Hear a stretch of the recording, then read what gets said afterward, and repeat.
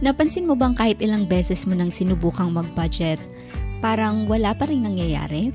May notebook ka na, may Excel file ka pa, pero sa huli, ubos pa rin ang pera bago pa dumating ang susunod na sahod. Ang tanong, bakit hindi gumagana ang budgeting strategy mo? Simple lang ang sagot.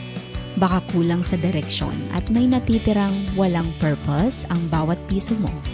Dito pumapasok ang tinatawag na zero-based budgeting at malaki ang posibilidad na itong solusyon sa iyong problema sa pera. Welcome and welcome back to Filipino Success.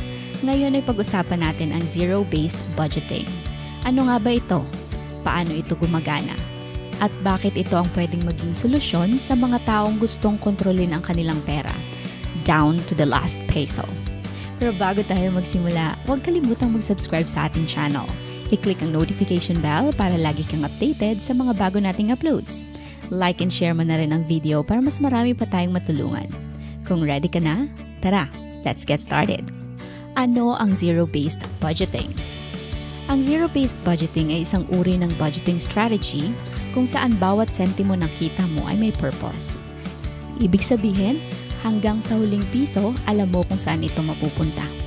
Hindi ito literal na zero ang laman ng bank account mo, kundi zero ang unassigned money mo sa budget mo. Hindi ka mag-iiwan ng extra money na walang purpose dahil ang walang purpose na pera, malamang ay mapupunta lang sa impulsive spending. Halimbawa, kung ang sahod mo ay 30,000 pesos, kailangan mo itong hatiin sa iba't ibang kategorya tulad ng renta, groceries, savings, investment, utang, at kahit luho. Lahat dapat may halaga. Kapag pinagsama-sama mo lahat ng categories, dapat sumakto ito sa 30,000 pesos. That's zero-based budgeting. Marami sa atin ang nagbabudget base sa estimation.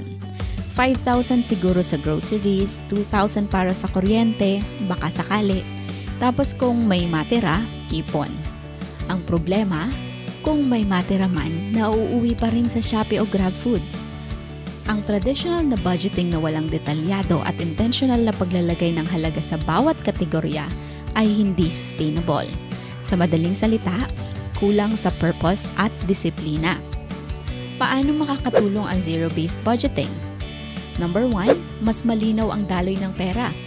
Kapag bawat piso ay may assignment, alam mo kung saan napupunta ang pera mo. Hindi ka magtataka kung bakit wala kang ipon. Number 2, madaling mag-adjust sa unexpected expenses. Dahil may kategorya ka rin sa emergency fund o miscellaneous, hindi mo na kailangang mangutang kapag may bigla ang bayarin. Number 3, hindi sayang ang kita mo. Kahit anong halaga pa yan, 15,000 man o 150,000, nagiging intentional ka sa paggamit nito. Hindi na siya basta pera lang, nagiging tool siya para maabot mo ang goals mo. Number 4, natututo kang mag-prioritize. Kapag gumagawa ka ng purpose sa bawat sentimo, napipilitan kang tanungin ang sarili mo, mas importante ba talaga ang milk tea araw-araw kaysa sa travel fund ko sa December? At number 5, mas magaan sa pakiramdam. Dahil alam mong may plano ka, nababawasan ng guilt at stress sa paggastos. Controlled na ang pera, hindi ikaw ang nakokontrol nito. Kung sawang-sawa ka nang magsimula ng budget na hindi mo naman nasusunod, baka panahon na para subukan ang zero-based budgeting. Oo, nangangailangan ito ng effort at consistency. Pero sulit ang kapalit. Hindi mo kailangan maging financial expert, kailangan mo lang ng disiplina at malinaw na layunin para sa bawat piso mo. Tandaan, tulad din ng tao, ang perang may direksyon, malayo ang mararating. At dahil nakarating ka sa part na to, salamat sa iyong oras at sana'y na-inspire kita. Please subscribe for more videos like this with notifications on. At sana'y yumaman ka.